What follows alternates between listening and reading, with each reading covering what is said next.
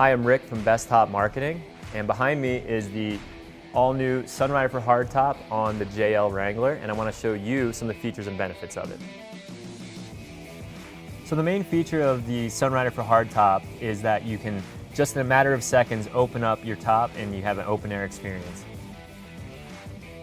Okay, so to open the Sunrider for Hardtop, push your visor forward towards the windshield, grab the header latch here and pull down, go to the other side, and then push it back.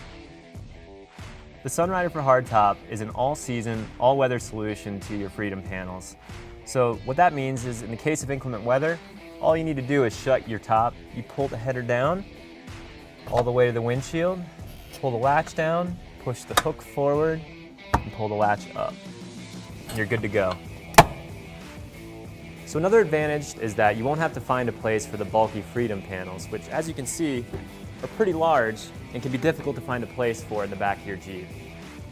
The Sunrider for Hardtop comes mostly assembled, so it's only going to take about half an hour to install, and it requires no drilling.